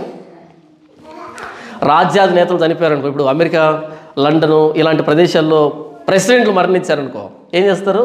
ఆ దేశం జెండా చుట్టి వారిని సమాధిలో పెట్టి గాల్లో ఆ తుపాకులతో కొన్ని రౌండ్లు పేలుస్తారు, దాన్ని పేలుస్తారు. ఎందుకు? గౌరవ వందనాన్ని సమర్పిస్తారనమాట. వీళ్ళు చనిపోయి అంతకంటే ముందు చనిపోయారు చూసావా, అదే లండన్లో బెగ్గర్స్ ఉంటారు చూసారా, ఎక్కడికి వెళ్తాడు? ఆ పక్కకి వెళ్ళి కూర్చుంటాడు. వాడిని దాన్ని చూస్తాడు, ఎక్కడ చూశాను నిన్ను? హెడ్లైన్స్లో చూశానప్పా. టీవీలో హెడ్లైన్స్ వస్తాయా? CNN, BBC హెడ్లైన్స్ వస్తాయి కదా, ప్రెసిడెంట్ ఈరోజు తుమ్మాడు, ప్రెసిడెంట్ ఈరోజు గోక్కున్నాడు, ప్రతిదీ కూడా న్యూసే కదా. ప్రెసిడెంట్ అలా చేశాడు, ఇలా చేశాడు, హెడ్లైన్స్లో చూసిన నిన్నే కదా, నేనే. అదేంటి ఇంత ఫ్లాగ్ చుట్టారు, గన్ను పేల్చారు, అంత మిలిటరీ అంతా వచ్చింది, దేశాధినేతలు వచ్చారు, నివాళులు అర్పించారు, 6 రోజులు సమాధి కార్యక్రమం జరిగింది, నువ్వు ఇక్కడికి ఎందుకు వచ్చావు? అప్పుడు ఆయన చెప్తాడు అనమాట, 49వ కీర్తన ఏం రాయబడింది? వారి ఘనత వారి వెంట దిగదు. ఆ ఫ్లాగ్ అక్కడే, ఆ తుపాకీ సౌండ్లు అక్కడే, వాళ్ళు తెచ్చిన పూలు అక్కడే, వారి ఘనత వారి వెంట దిగదు. నా ఘనత నా వెంట రాలేదు కాబట్టి నరకంలో ఒక మూలకు త్రోయబడ్డాను. వాళ్ళు నిదానించి చూసంట, భూమిని కంపింపజేసి రాజ్యములను వణికించిన వాడు ఇతడేనా? ఈ భూమి మీద అరాచకాలు చేయొచ్చు. అడాల్ఫ్ హిట్లర్ ఉన్నాడా? అడాల్ఫ్ హిట్లర్ పేరు చెప్తే గజగజ వణికింది ఆ రోజు ప్రపంచం. కానీ చచ్చిపోయి ఎక్కడ పెట్టారు తెలుసా? అలా దగ్గరకు వచ్చి నువ్వేనా నియంత అంటే, గడాఫీ ఉన్నాడు, ఆడు చచ్చిన తర్వాత అని ఉంటారు, వాడి చేతిలో చచ్చిపోయిన వాళ్ళు. గడాఫీ నువ్వే కదా, హిట్లర్, స్టాలిన్, ఈ దుర్మార్గులు ఉన్నారు, వీళ్ళందరినీ చూసి నువ్వేనా ఆ రోజు భూమిని కంపింపజేసింది, రాజ్యాలను వణికించింది, ప్రతిరోజు నీ గురించిన హెడ్లైన్స్? అది అక్కడ మనం చనిపోయినప్పుడు మన ఘనత మన వెంట దిగదు. కాబట్టి ఈ మనుషులు ఏదో పొగుడుతున్నారని ఓవర్ యాక్షన్ చేస్తే పరిస్థితి అలాగ ఉంటుంది. సమాధి తర్వాత పరిస్థితి ఏంటంటే దారుణంగా ఉంటుంది. ఈరోజు ప్రతి ఒక్కడికి ఫ్యాషన్ అయింది క్రైస్తవ్యాన్ని తిట్టడం, ప్రతి ఒక్కడికి ఫ్యాషన్ అయింది బైబిల్ని తిట్టడం, ప్రతి ఒక్కడికి ఒక ట్రెండ్ అయింది యేసు ప్రభుని 4 కారు కోతలు కోయడం, కుక్క మొరిగినట్టుగా మొరగడం. సమాధి దాటిన తర్వాత ఏముండదు ఇదంతా. యేసు ప్రభుని తిడుతూ ఉంటే కింద కామెంట్ తెలుసా, తిట్టన్నా, ఏం తిడుతున్నావన్నా అని. తిట్టినోడు, తిట్టమని చెప్పినోడు, తిడుతున్నోడికి డబ్బు వేసినోడు అందరూ నాశనమే. ఇక్కడ మరణాంతర లోకాన్ని గురించి చెప్తున్నాడు. భూమిని కంపింపజేసి రాజ్యములను వణికించిన వాడు ఇతడేనా, లోకమును అడవిగా చేసి, అంటే మనుషులు లేకుండా చేసి, పశువులు లేకుండా చేసి. అదే కదా మనం చూసుకున్నాం 32లో ఏమని చూసుకున్నాం, ఒక జంతువు కాలైనను నరుని కాలైనను అందులో నీళ్లు కదిలించకుండా నిర్జనంగా చేసి పడేశాడు ఈ బబులోను రాజు. లోకమును అడవిగా చేసి దాని పట్టణములను పాడు చేసిన వాడు ఇతడేనా, తాను చెరపట్టిన వారిని తమ నివాస స్థలమునకు పోనీయనవాడు ఇతడేనా. యూదులను చెర తీసుకుని వెళ్ళిపోయాడు 70 సంవత్సరాలు, మిగిలినటువంటి వాళ్ళని చెర తీసుకుని వెళ్ళిపోయాడు. పాపం దీన్ని ఎవరికి ఆపాదిస్తారు మన వాళ్ళు? అపవాదికి. అపవాది కాదు చెర తీసుకుని వెళ్ళింది, అపవాది మనల్ని ఇప్పుడు చెరపట్టాడు పాపం. తాను చెరపట్టిన వారిని తమ నివాస స్థలమునకు పోనీయన వాడు ఇతడేనా. జనముల రాజులందరూ ఘనత వహించిన వారై తమ తమ నగరుల యందు నిద్రించుతున్నారు. నీవు సమాధి పొందక పారవేయబడిన కొమ్మ వలె ఉన్నావు, ఖడ్గం చేత పొడవబడి చచ్చిన వారి శవములతో కప్పబడిన వాడవైతివి. చూడండి ఎంత దారుణమైనటువంటి మాట చూడండి. 10వ వచనం, వారందరూ నిన్ను చూచి నీవును మా వలె బలహీనుడు వైతివా, నీవును మాబోటి వాడు వైతివా అని అందరూ. ఎవరు? ఈ చచ్చిపోయే సమాధిలో ఉన్న వాళ్ళు ర్యాగింగ్ చేస్తున్నారు. ఏమని? నీవును మా వలె బలహీనుడు వైతివా. మేమంటే బలహీనమై చచ్చాము, మరి నువ్వెందుకు చచ్చావు? చాలా గొప్పవాడివి కదా. బలహీనుడు మరణిస్తే ఎవడు పట్టించుకోడు, బలమైనడు పడ్డాడు అనుకో, బలహీనుడు కూడా ఆశ్చర్యపోతాడు, ఏంటి నువ్వు పడ్డావా. నీవును మా వలె బలహీనుడు వైతివా, నీవును మాబోటి వాడు వైతివా అని అందరూ పాతాళంలో కూడా వెక్కిరింతాం. ఎవరికి? బబులోను రాజైన నెబుకద్నెజరుకి. ఈయన తర్వాత వెళ్ళాడు, ఐగుప్తు తర్వాత వెళ్ళాడు ఈయన. పాపం ఐగుప్తును పంపించింది ఈయనే, తర్వాత ఈయన కూడా ఐగుప్తు స్థానానికి వెళ్ళాడు. అష్షూరుని ఓడించారు గతంలో. అష్షూరీయులు కానీ వీళ్ళందరూ కానీ అందరు పాతాళంలో ఉన్నారు. ఈ 32వ అధ్యాయం మొదటి భాగం ఐగుప్తు అంతం, 2వ భాగంలో ఐగుప్తుకి పాతాళంలో అవమానం. ఇప్పుడు చెప్పండి, మనం మరణించిన తర్వాత పాతాళం ఉందా? మరణాంతర లోకాలు ఉన్నాయా? మరణం తర్వాత లోకాలు ఉన్నాయా? ఎవరు చూసారన్నా? అక్కడేదో రాశారు, మీరేదో చదివి వినిపించారు అని అంటారు కదా మీరు. అక్కడేదో రాశారు, మీరేదో చదివి వినిపించారు. మరి చచ్చిపోయిన వాళ్ళు ఎక్కడికి వెళ్తున్నారు? చనిపోయిన వాళ్ళు ఎక్కడికి వెళ్తున్నారు? ఎందుకు ప్రతి మానవుడు మరణిస్తున్నాడు? మరణించినప్పుడు మరలా వచ్చి ఎందుకు మాట్లాడట్లేదు మనతో? ఒప్పుకున్నా ఒప్పుకోకపోయినా మరణం తర్వాత పాతాళం ఉంది, ప్రభు సన్నిధి ఉంది. ప్రభువైన యేసుక్రీస్తు లూకాసు వార్తలో ఒక సందర్భాన్ని చెప్పాడు. ధనవంతుడు ఒకడు ఉన్నాడు. అతడు ప్రతిరోజు ఓదారంగు వస్త్రాలు ధరించి ప్రతిరోజు బహుగా సుఖపడుతున్నాడు. అయితే అదే ఇంటి వాకిట ఒక దరిద్రుడు ఉన్నాడు. అతడు ఏం చేస్తున్నాడంట? కురుపులతో నిండిన వాడై ఉండి ధనవంతుని ఇంటి వాకిట పడేటువంటి ఆ మెతుకుల కోసం, అతను బల్ల కింద పడేటువంటి మెతుకుల కోసం, ఆ రొట్టెల కోసం, వాటి కోసం ప్రయత్నం చేస్తున్నాడు. కుక్కలతో పోటీ పడుతున్నాడు. అలా ఆ ఎంగిలి రొట్టెలు తిని బ్రతుకుతున్నాడు. సింపుల్ చెప్పాలంటే దెబ్బల్లో పడేటువంటి వాటి గురించి వాటిని తిని బ్రతుకుతున్నాడు.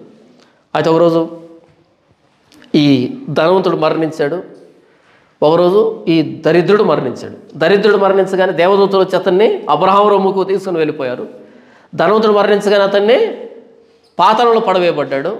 అప్పుడు అతను పాతాళంలో వేదన పడుచు, యాతన పడుచు అప్పుడు దూరంలో ఉన్న అబ్రహాము చూసి, తండ్రివైన అబ్రహామా, నా యందు కనికరపడి నాకు తన వ్రేలుతో నీళ్ళు ఇమ్మని అడిగాడు. ఆ ధనవంతుడి దగ్గరికి వెళ్ళి బ్రతుకున్నప్పుడు మరణించిన తర్వాత నరకం ఉంది, పాతాళం ఉంది, వేదన ఉంది అంటే నమ్ముతాడా? అర్థమవుతుందా? అర్థం కాదు. ఈరోజు ఉన్నటువంటి పెద్ద పెద్దలు ఎవరైతే ఉన్నారో, కడుపు నిండిన వాళ్ళు ఎవరైనా సరే, కడుపు నిండిన వాళ్ళు ఎవరైనా సరే వాళ్ళ దగ్గరికి వెళ్ళి వాళ్ళకి సువార్త చెప్పి ఒప్పించండి చూద్దాం. మరణం తర్వాత నరకం ఉందంటే ఒప్పుకోరు. ఎందుకని? కడుపు కాలేదు కాబట్టి. కడుపు నిండిన మూర్ఖుణ్ణి పట్టుకోలేమంట, సామెతలు రాయబడుతుంది. కడుపు నిండిన మూర్ఖుణ్ణి ఎదుర్కోలేమంట. పిల్లలు పోగొట్టుకున్న ఎలుగుబంటినైనా ఎదుర్కోవచ్చేమో కానీ కడుపు నిండిన మూర్ఖుణ్ణి ఎదుర్కోలేమంటాడు జ్ఞాని. ఎలుగుబంటి కంటికి దొరికామనుకో, దాని కనుచూపు మేరలో పడ్డామనుకో చీల్చి పడేస్తుంది, మనిషిని చీల్చేస్తుంది. ఆ ఎలుగుబంటి పిల్లల్ని ఎవరైనా దొంగలించారనుకో, అప్పుడు అది అడవిలో తిరుగుతుంది దాని పిల్లల కోసం. ఎంత కోపంగా తిరుగుతుందంటే అంత కోపంగా ఎవడు దొరికితే వాడిని చీల్చి పడేస్తుంది. పిల్లలు పోగొట్టుకున్న ఎలుగుబంటిని ఎదుర్కోవడం ఎవడి తరం కాదు. ఎందుకంటే దాని పిల్లలు పోయానే బాధలు తిరుగుతుంటుంది. మామూలుగానే దాని చేతులు దొరికితే ఎవడో బ్రతకడు. ఎంత ఉంటుందో దాని చెయ్యి, మనం మొత్తం ఇలా మనం రౌండ్గా మడిస్తే ఎంత ఉంటుందో అంత ఉంటుంది దాని చెయ్యి, అంత బలంగా ఉంటుంది అది. అలాంటి దాని చేతికి దొరికితే వదిలిపెట్టదు. అది పిల్లలు పోగొట్టుకుంటే దాని బాధ విపరీతంగా ఉంటుందంట. పిల్లలు పోయిన ఎలుగుబంటినైనా ఎదుర్కోవచ్చేమో కానీ కడుపు నిండా అన్నం తిన్న మూర్ఖుణ్ణి అస్సలు ఎదుర్కోలేమంటాడు జ్ఞాని అయిన సొలొమోను. పోలిక చూడండి ఎంత అద్భుతంగా ఉందో. స్వతహాగానే మూర్ఖుడు, పైగా మనోడికి కడుపు నిండింది. ఇక వాడు చెప్పే ఫిలాసఫీ ఉంటుంది, దేవుడు లేడు, దయ్యం లేదు, పరలోకం లేదు, పాతాళం లేదు, నరకం లేదు, అది లేదు. సరేరా నాయన, ఇంతకీ మనుషులు ఎట్టొచ్చారంటే కోతి అంటాడు. ఏంటంట? దేవుడు లేడు, దయ్యం లేదు, అది లేదు, ఇది లేదు. ఓకే, మరి మనుషులు ఎలా వచ్చారు అని అడిగితే ఈ కడుపు నిండిన కోతి చెప్పే సమాధానం ఏంటంటే కోతి నుంచి వచ్చాడంట మానవుడు. ఎంత దౌర్భాగ్యులు కదా. నాకు నిజంగానే ఆశ్చర్యం ఏంటంటే వీళ్ళు నిజంగానే తల సరిగ్గా పనిచేసి మాట్లాడతారా అని. ఈ హేతువాదులు కానీ నాస్తికులు కానీ వీళ్ళు మాట్లాడే మాటలు చూస్తే వింత అనిపిస్తుంది నాకు. నిజంగానే వీళ్ళు మనుషులేనా అని. వాళ్ళు ఏదో సీరియస్గా మాట్లాడుతుంటారు, చాలా సీరియస్గా మాట్లాడుతుంటారు. ఆ డిఎన్ఏ అంట, క్రోమోజోమ్ అంట, బిగ్ బ్యాంగ్ అంట, ఏంటంటో మాట్లాడుతారు ఇంగ్లీష్ పదాలన్నీ. నాకు అనిపిస్తుంది నిజంగానే తల పని చేస్తుందా, లేకపోతే ఆ లోపల గుజ్జును ఎవరైనా తినేసారా, చీమలు ఏమైనా తినేసాయా, ఖాళీ ఉంది అక్కడ లోపల. ఇప్పుడు మన మాట విన్నారనుకో, దేవుడు మనల్ని సృష్టించాడు, ఈ సృష్టిని చేసిన దేవుడు అంటాం మనం. గౌరవం ఉంది కదా. కానీ వాళ్ళ దగ్గరికి వెళ్ళి కూర్చున్నాం అనుకో, పెద్ద పెద్ద ఫిలాసఫీలు, థియరీలు అన్నీ చెప్తారు. చివరికి వచ్చి ఎక్కడికి వస్తారు? కోతి. ఏంటి కోతిని నమ్మడానికి, కోతి నుంచి వచ్చామని తెలుసుకోవడానికి ఇంత ఫిలాసఫీ చదవాలన్నా? సరే, మనిషి అంటే కోతి నుంచి వచ్చాడు. మరి సృష్టి బిగ్ బ్యాంగ్ అంటే పెద్ద శబ్దం ఒకటి ప్రేలుడు సంభవించిందంట. అవును, ప్రేలుడు సంభవించిందంట. మీరు అర్ధరాత్రి పండుకొని ఉన్నారు, ఇంటి పక్కన డామ్ అని పేలింది. ఏదో పేలుంటుందిలే అని అనుకుంటారా? బయటకు వచ్చి చూస్తారా? చూస్తారు కదా. ఊరికి అలా పేలుడు శబ్దం రాదు కదా, ఎవడో కూడా పేల్చాలి కదా. ఇప్పుడు బిగ్ బ్యాంగ్ అంటే పెద్ద ప్రేలుడు అయితే ఇంతకు పేల్చినవాడు ఎవరు? పెద్ద శబ్దం వచ్చిందంటే పేల్చాలా వద్దా? ఊరికి అలా పగులుతా ఏమైనా? చివరికి బుడ్డ పగలాలన్నా, ఏది మన బెలూన్ ఉంటుంది చూసారా, బెలూన్ పగలాలన్నా దానికి చిన్న ముళ్ళు వద్దా? బెలూన్ ఊది ఒక గదిలో పెట్టండి, పగులుతుందేమో చూడండి. అది పగలాలన్నా ఒక ముళ్ళు కావాలా? అవునంటారా కాదంటారా? మరి ఇంత యూనివర్స్ వచ్చేదానికి పెద్ద ప్రేలుడు సంభవిస్తే ఆ పేల్చినోడు ఎవరు? పేలిన పదార్థాన్ని చేసినోడు ఎవడు? పేలితే డామ్ అని పేలితే అన్నీ రౌండ్గా తయారవుతాయా? మీరు చెప్పండి.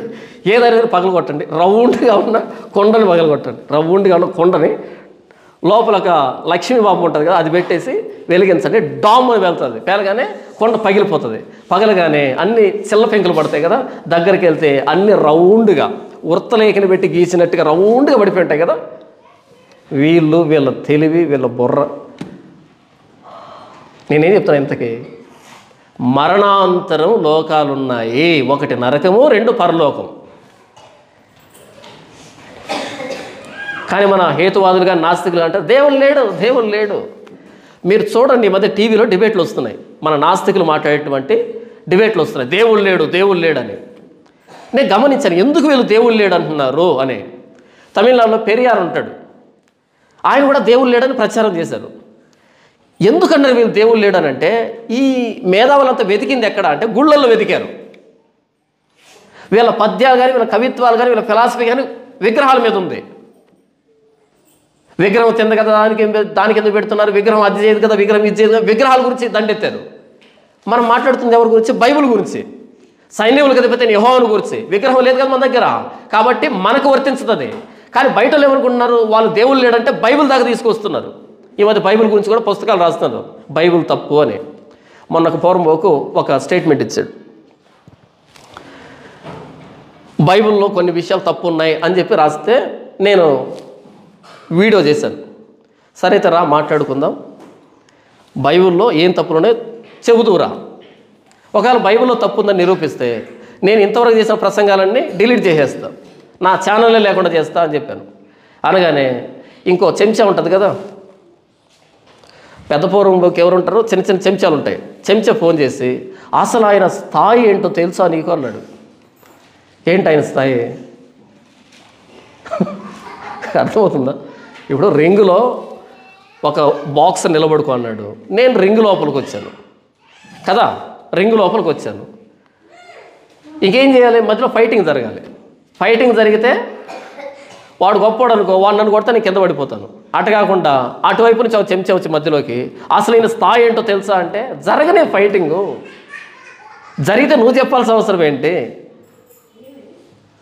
హేతువాదులు, నాస్తికులు ఎవరైతే బైబిల్ మీద పుస్తకాలు రాస్తున్నారో, ప్రభువైన యేసుక్రీస్తు వారి మీద మాట్లాడుతున్నారో బొత్తిగా బుర్రలేని సన్నాసులు. నేను అందరి గురించి మాట్లాడటం లేదు.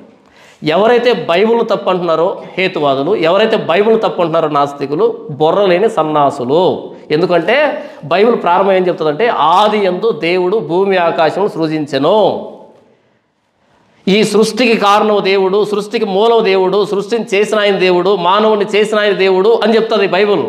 కానీ ఈ హేతువాదం కానీ నాస్తికులు వీళ్ళు నమ్మేది ఏంటో తెలుసా? డార్విన్ ఏం చెప్పాడు తెలుసా? కోతి నుంచి మానవుడు వచ్చాడనే. కోతి సిద్ధాంతం. కోతి నుంచి మానవుడు వస్తాడా? రాడు కదా. అందుకని బుర్రలేని సన్నాసులు. మీరు 5వ తరగతి పిల్లాడి దగ్గరికి వెళ్ళి మనం కోతి నుంచి వచ్చామని ఒప్పించండి చూద్దాం, వాడు ఒప్పుకుంటాడేమో. 5వ తరగతి పిల్లాడి దగ్గరికి వెళ్ళి కోతి నుంచి వచ్చామని ఒప్పించండి చూద్దాం, ఒప్పుకోడు. కానీ వీళ్ళు పిహెచ్డీ చేసి ఎక్కడికి వస్తారంటే కోతి నుంచి మానవుడు వచ్చాడు, big bang theory, evolution theory, పెండాకోడ్ థియరీ అని వస్తారు. కాబట్టి ఎవడైతే మిగతా వాళ్ళనంటే నాకే ఇబ్బంది లేదు, బైబిల్ జోలుకు వచ్చి బైబిల్ను తప్పంటున్నటువంటి హేతువాదులు కానీ, బైబిల్ తప్పంటున్నటువంటి నాస్తికులు కానీ బుర్రలేని సన్నాసులు. చేతనైతే డిబేట్ చేద్దాం. రారు. అంతకుముందు బైర్ నరేష్ అనే ఒక వ్యక్తి ఉన్నాడు, ఆ వ్యక్తికి కాల్ చేశాను, డిబేట్కి వస్తావా అని. నేను నీతో రాను. ఎందుకు రావంటే, నాకు తెలియకుండా వీడియో చేసావు. ఏంటంట? డిబేట్కి రాని నాకు తెలియకుండా వీడియో చేసావు అన్నాడు. నేను చెప్పాను, నీకు తెలియకుండా వీడియో ఎందుకు చేశానంటే, నువ్వు నా బైబిల్ మీద మాట్లాడావు, నీ ఫోన్ నెంబర్ నాకు తెలియదు. నీ ఫోన్ నెంబర్ నాకు తెలియాలంటే వీడియో చేసి ఈ వ్యక్తికి సంబంధించిన డీటెయిల్స్ పంపించండి అంటే, అప్పుడు నా సబ్స్క్రైబర్లో ఒకరు డీటెయిల్స్ పంపించాడు, అందుకని ఇప్పుడు నేను కాల్ చేశాను అన్నా. ఆహా, నేను రాను నీతో, ఎందుకంటే నాకు తెలియకుండా వీడియో చేసావు. మరి నాకు తెలిసి బైబిల్ మీద మాట్లాడావా కదా? బైబిల్ తప్పుంటున్న హేతువాదులు కానీ, బైబిల్ తప్పుంటున్న నాస్తికులు కానీ బుర్రలేని సన్నాసులు. ఓపెన్ స్టేట్మెంట్ ఇది. ఎందుకు అంటే బైబిల్ చెప్పింది దేవుని గురించి. ఈ హేతువాదం, నాస్తికత్వం చెప్పేది దేవుడు లేడని. దేవుడు లేకపోతే సృష్టి ఎక్కడి నుంచి వచ్చింది? దేవుడు లేకపోతే ఎందుకు చస్తున్నావు? ప్రశ్న. నీ చావుని నీవు నియంత్రించుకొని చెప్పు దేవుడు లేడని, అప్పుడు అందరు నమ్ముతారు. నీవు కూడా చచ్చి అప్పుడు దేవుడు లేడంటే ఒప్పుకునేది లేదు. మనం ఏమనుకుంటాం? జనన మరణాలు దేవుని చేతిలో ఉన్నాయంటాం. మనం జనన మరణాలు దేవుని చేతిలో ఉన్నాయి. ఈ రెండింటిని నియంత్రించి దేవుడు లేడని చెప్పాల్సిన అక్కర్లే, వాడి దేవుడు అయిపోతాడు. చచ్చి సమాధి లేకపోయా నువ్వు దేవుడు లేడనడానికి అసలు ఏంటది? నాది ఎలుగెడుతాను. పోనీ భూమి పుట్టినప్పటి నుంచి ఉన్నావు భూమి మీద, ఇన్ని వేల సంవత్సరాలుగా లక్షల సంవత్సరాలుగా భూమి మీద ఉన్నాను కాబట్టి నాకు దేవుడు ఎక్కడ కనిపించలేదని చెప్పడానికి లేదే. మొన్న పుట్టావు, రేపు చచ్చిపోతావు, ఇంతలో సంబడానికి దేవుడు లేడని ఎలా చెప్తావు? పోనీ ఎక్కడ వెతికావు? ఆ మధ్య ఒక ఆయన చంద్రమండలం మీదకి వెళ్ళాడు. చంద్రమండలం మీదకి వెళ్ళి నేను చంద్రమండలం మీదకి వెళ్ళి వచ్చాను, అక్కడ కూడా దేవుడు లేడు అన్నాడు. అనగానే కింద కూర్చున్న ఒక ఆయన అన్నాడు, మరి ఆ సూట్ ఉంటుంది, ఆస్ట్రోనాట్స్ వేసుకునే సూట్ ఉంటుంది, ఆ సూట్ని ఒకసారి తీసి బయటకు వచ్చి చూడకపోయావా అన్నాడు. చంద్రమండలం మీద వెతికా అంటే ఈయన అక్కడ కూడా దేవుడు లేడంట. కింద కూర్చున్న ఆయన అన్నాడు, ఆ సూట్ ఒకసారి తీసి బయటకు వచ్చి వెతకపోయావు కనిపించుండే అని అన్నాడు. సూట్ తీస్తే ఏమవుతాడు? నేరుగా ఆయన దగ్గరికి పోతాడు. ఉన్నాడు చంద్రమండలం మీద కాదు, మొత్తం సృష్టిని దాటిన తర్వాత ఇంత పెద్ద సూట్ వేసుకొని దేవుడు లేడు. ఎక్కడ వెతికావు ఇంతకీ దేవుడిని? సరే చంద్రుడి మీద లేడు, అంగారకుడి మీద వెతికావా? సరే అంగారకుడి మీద లేడు. మిల్కీవే అంత వెతికావా? చుట్టుపక్కల 100 బిలియన్ గ్యాలక్సీలు వెతికావా? ఒక వస్తువు లేదు అనడానికి ఏం చేయాలి? అంత వెతకాలి. నేను అన్నాడు మిమ్మల్ని, చర్చిలో నాది 5 రూపాయలు పోయింది లేదా 10 రూపాయలు పోగొట్టున్న చర్చిలో అనగానే మీరు ఎక్కడ వెతకాలి? ఆ మూల వెతికి అన్నా లేదన్నా అంటే ఎక్కడ వెతకాలి? లేదు, మీరు ఒక చిన్న ముక్కు పొడుగు పోగొట్టుకున్నారు చర్చిలో ఒక ముక్కు పొడుగు పోయింది. ఏం చేస్తారు? ఒక మూల వెతికి లేదులే అని ఇంటికి వెళ్తారా? మొత్తం ఈ చివరి నుంచి ఆ చివరి దాకా 1కి 10 సార్లు గాలించి అటు తర్వాత ఏం చేస్తారు? ఒక నున్నని పొరకు తీసుకొని మెల్లిగా దోస్తారు, గట్టిగా కాదు. అలా తోయడం, అలా చూడడం, అలా తోయడం, అలా చూడడం, మరలా అంతా ఒక దగ్గర తీసుకొచ్చి మరలా దాన్ని గాలింపు చర్యలు, మరలా జల్లెల్లో వేసి జల్లు పెట్టేటువంటి ప్రయత్నం. ఎందుకని? లేదు అనాలంటే అంతగా వెతకాలి. మరి మూర్ఖులు ఎక్కడ వెతికారు దేవుణ్ణి?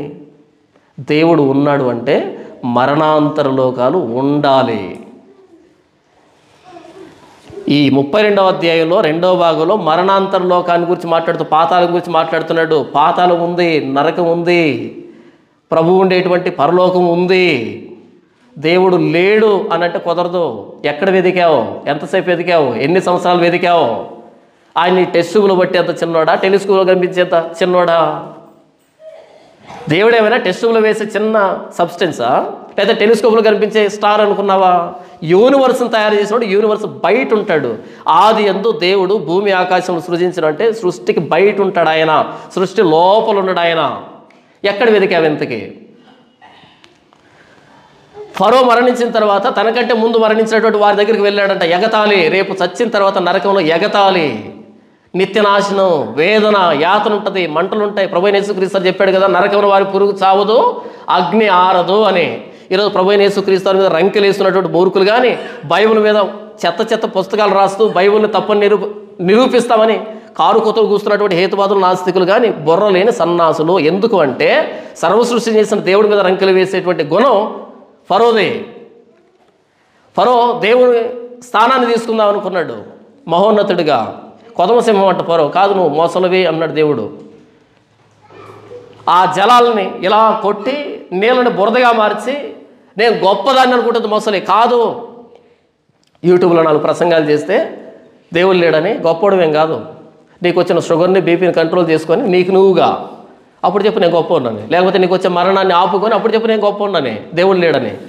దేవుడు ఉన్నాడు కనుకే మానవుడు మరణిస్తున్నాడు. దేవుడు ఉన్నాడు కనుకే మానవుడు భూమి మీద పుడుతున్నాడు. ఈ భూమి మీద జీవం సాధ్యమవుతూ ఉంది. దేవుడు ఉన్నాడు, మరణాంతర లోకాలు ఉన్నాయి. ప్రభువైన యేసుక్రీస్తు చెప్పాడు కదా, ధనవంతుడు మరణించాడు, దరిద్రుడు మరణించాడు. ధనవంతుడు ఎక్కడికి వెళ్ళాడు?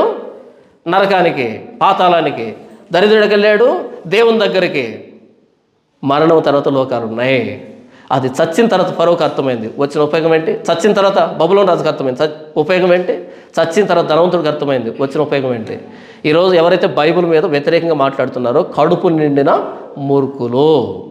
పిల్లలు పోయిన ఎలుగుబంటిని ఎదుర్కోవడం సాధ్యమవుతుందేమో కానీ కడుపు నిండిన మూర్ఖులను ఎదుర్కోవడం సాధ్యం కాదు.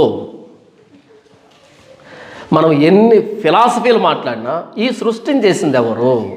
మానవుణ్ణి చేసింది ఎవరు? మానవుడు ఎందుకు మరణిస్తున్నాడు? ఎక్కడికి వెళ్తున్నాడు? చనిపోయినాడు ఎందుకు రావట్లేదు? ప్రశ్నలు కాదా ఇవి? ఇలా ఆకాశం వైపు కన్నులు ఎత్తి చూస్తే ఈ సృష్టిని చేసింది ఎవరు? ఎక్కడి నుంచి వచ్చింది? అంత బల్బును కనిపెట్టాలంటే ఎడిసన్ కావాలంటే అది కూడా సృష్టిలో ఉన్నటువంటి పదార్థాన్ని తీసే దేవుడు వెలిగేటువంటి లక్షణం ఇచ్చాడు కాబట్టి.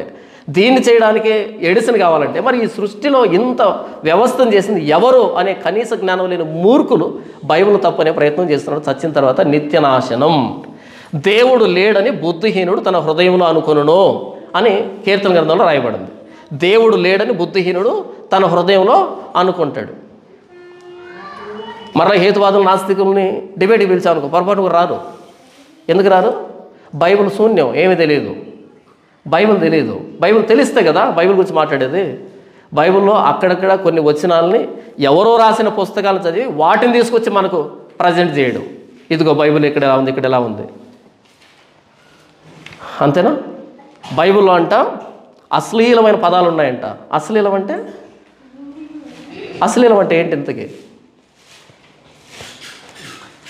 బైబిల్లో అంట హత్యలు జరిగాయంట, బైబిల్ అంట యుద్ధాలు జరిగాయంట, బైబిల్ అంట ఫలానా కాదు.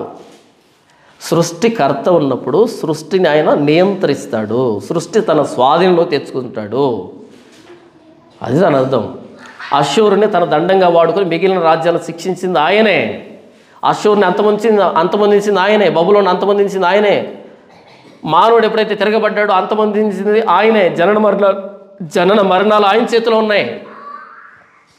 యేసు చెప్పాడు కదా, ధనవంతుడు చనిపోయి పాతాళానికి వెళ్ళాడు, దరిద్రుడు చనిపోయి అబ్రహాము రొమ్మున ఆనుకోవడానికి వెళ్ళాడు.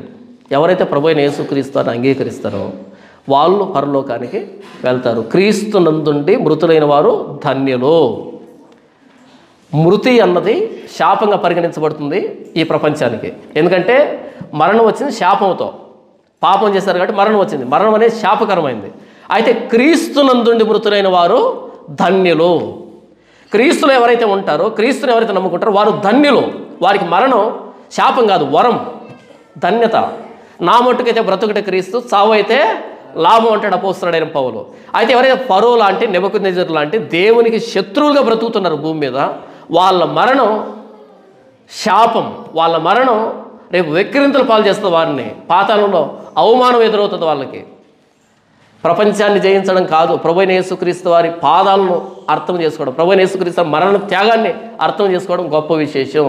ఈరోజు 4 మెతుకులు దొరుకుతున్నాయని ప్రభువైన యేసుక్రీస్తుకు విరోధంగా మాట్లాడితే, 4 రూపాయలు వస్తున్నాయని బైబిల్కి వ్యతిరేకంగా మాట్లాడితే రేపు చచ్చిన తర్వాత నిత్యనాశనం. ఫరో ఏమయ్యాడు, నెబుకద్నెజరు ఏమయ్యాడు, ప్రపంచ చరిత్రలో గొప్ప గొప్ప సామ్రాజ్యాలు ఏమైపోయాయి ఒక్కసారి చరిత్రను తిరిగేస్తే దేవుని ఉగ్రతకు లోనైపోయాయి. అంత రాజ్యాలను మట్టుబెట్టినటువంటి ఆయన ఉగ్రత మన మీద కొమ్మరించబడితే మన పరిస్థితి ఏంటి? దేవుని ఉగ్రతను తట్టుకునే సామర్థ్యం, శక్తి నాకుందా, మీకుందా? ఈరోజు యూట్యూబ్లో ఓపెన్ చేస్తే నోటికి వచ్చినట్టు మాట్లాడుతున్నారు క్రైస్తవ్యాన్ని, బైబుల్ని. వాళ్ళు చూసినప్పుడు అనిపిస్తుంది, ఎంత ధైర్యం రా మీకు అనిపిస్తుంది. ఎంత ధైర్యం మీకు ఈ బైబిల్ తీసుకొని ఇందులో తప్పు ఉంది అనడానికి ఎంత ధైర్యం అసలు. 2011 నుంచి 2010 నుంచే ప్రారంభించారు. 2010 నుంచి ఈ బైబిల్ చదువుతుంటే ఇప్పటికీ ఏం అర్థమవుతుందో అర్థం కాలేదు, అర్థం కాని పరిస్థితి. ఇంకా ఎంత అర్థం చేసుకోవాలి, 2010 నుంచి చదువుతుంటే ఇంకా దీని మీద ఒక గ్రిప్ రాకుండా ఎంత అవస్థ పడుతూ ఉంటే, అక్కడొక మాట ఇక్కడొక మాట తీసుకొని సమయం సందర్భం ఏమీ లేకుండా నోటికి వచ్చినట్టు వాగుతున్నారు అంతే. పాన్ పరగ వేసుకునే వాళ్ళంతా 10 రూపాయలు డబ్బు ఇస్తారు, అలా బ్రతకూర్చని. సరే బ్రతుకుతావు, మంచిది. చచ్చిపోయిన తర్వాత పరిస్థితి ఏంటి? ఎవరి మీద రంకెలు వేస్తున్నావు? సెలువు మీద ప్రాణం పెట్టిన ప్రభువైన యేసుక్రీస్తు మీద రంకెలు వేస్తున్నావు, జాగ్రత్త. బైబిల్లో మొట్టమొదటి వచ్చిన ఆది యందు దేవుడు భూమి ఆకాశములను సృజించెను అంటే ఈ మొత్తం సృష్టి నాది, నేను చేశానని చెప్తున్నాడు ఆయన. దాన్ని తీసుకుని వీళ్ళు ఏం చేస్తున్నారు? దేవుడు కాదు చేసింది, బిగ్ బ్యాంగ్ అంట. మానవుడు చేసింది దేవుడు కాదు, దేవుడు తన పోలిక చొప్పున తన స్వరూపంలో మానవుని చేశాడంటే కాదు, కోతి నుంచి వచ్చాడు. దేవుడి సృష్టిని వెక్కిరిస్తున్నటువంటి హేతువాదం నాస్తికత్వం. ఎంత పాపం కదా! దేవుడు లేడని బుద్ధిహీనులు తమ హృదయంలో అనుకొందురు. అయితే మనం ధన్యులమే. ఆది యందు దేవుడు భూమి ఆకాశం సృజించాలని ఏ దేవుడైతే ఈ సృష్టిని చేశాడో, ఏ దేవుడైతే మానవుని చేశాడో, ఆది యందు వాక్యం ఉండెను, వాక్యము దేవుని యొద్ద ఉండెను, వాక్యము దేవుడై ఉండెను, కలిగి ఉన్నదేది ఆయన లేకుండా కలగలేదన్న ఆ ప్రభువైన యేసుక్రీస్తుని, ఆ వాక్యం శరీరధారి అయి కృపాసత్య సంపూర్ణంగా మన వద్ద నివసించిన ఆ ప్రభువైన యేసుక్రీస్తుని సొంత రక్షకుడిగా అంగీకరించిన స్థితిలోనికి నేను వచ్చాం. ఫరో కంటే గొప్ప వాళ్ళమే. ఫరో అంత సామ్రాజ్యాన్ని పరిపాలించిన, కత్తి పట్టుకొని నరకానికి వెళ్ళాడు. బబులోను రాజు అంత సామ్రాజ్యం జయించిన కత్తి పట్టుకొని నరకానికి వెళ్ళాడు. అష్షూరీయులు కానీ, ఏలాం ప్రజలు కానీ, ఈ మెషికు, తుబాలు, యదోమీలు వీళ్ళందరూ కూడా నరకానికి వెళ్ళిపోయారు. శూరులు వాళ్ళు సజీవులు అయినప్పుడు ఈ సజీవ లోకంలో భయంకరులు, కానీ చచ్చి కత్తివాతపడి నరకానికి వెళ్ళారు. అయితే నీవు ధన్యులమే. ఎందుకంటే మన శూరత్వం పాపం విషయంలో, కానీ ప్రభువైన యేసుక్రీస్తు పాదం చెంతకు రావడం ద్వారా, ప్రభువైన యేసుక్రీస్తు పాదం మీద సాగిలపడి ప్రభువా నేను పాపిని ఒప్పుకోవడం ద్వారా, ప్రభువైన యేసుక్రీస్తు రక్తాన్ని బట్టి మనం ఉచితంగా నీతిమంతులుగా పరిశుద్ధులుగా చేయబడ్డాం. మనం పరలోకానికి వెళ్ళేదానికి అర్హత సాధించాం ప్రభువైన యేసుక్రీస్తు వారిని బట్టి. ఫరో మరణించాడు, నరకానికి వెళ్ళాడు. ప్రభువైన యేసుక్రీస్తు మన కోసం శిలువలో ప్రాణం పెట్టాడు, మరణించాడు, మనల్ని ఉచితంగా నీతిమంతులుగా పరిశుద్ధులుగా చేశాడు. ప్రభువైన యేసుక్రీస్తుని బట్టి పరలోకానికి వెళ్తున్నాం. చరిత్రలో దేవునికి విరోధులై నశించిన వీరందరికంటే మనం గొప్పవాళ్ళం. కారణం ఏంటి? ప్రభువైన యేసుక్రీస్తుని బట్టి పరలోకానికి వెళ్ళే అర్హత సంపాదించాం. ఇప్పటికీ సమాజంలో ఆ రోజు ఫరో అల్లరి చేసినట్టుగా, బబులోను రాజు అల్లరి చేసినట్టుగా అల్లరి చేస్తున్నటువంటి, సృష్టికర్త మీద తిరగబడుతున్నటువంటి, శిలువ మీద ప్రాణం పెట్టిన ప్రభువైన యేసుక్రీస్తు వారు తిరగబడుతున్నటువంటి మతిలేని మూర్ఖులు అనేక మంది ఉన్నారు. వాళ్ళందరి జీవితాల కంటే మన జీవితాలు ధన్యమైన జీవితాలు, దేవుణ్ణి సొంత రక్షకుడిగా ఎరిగినటువంటి జీవితాలు. క్రైస్తవ జీవితం సౌభాగ్యమైన జీవితం, ధన్యకరమైన జీవితం. మనం దేవునిగా ఆరాధిస్తాం. కానీ బయట వ్యక్తులు, బైబిల్కి వ్యతిరేకంగా మాట్లాడుతున్న వాళ్ళు బొమ్మలను ఆరాధించాలి, లేకపోతే కోతుల్ని ఆరాధించాలి కదా.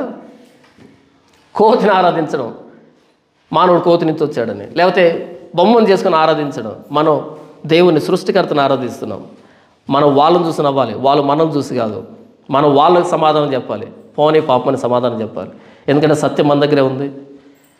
మరణం తర్వాత లోకాలు ఉన్నాయి, నరకం, పరలోకం.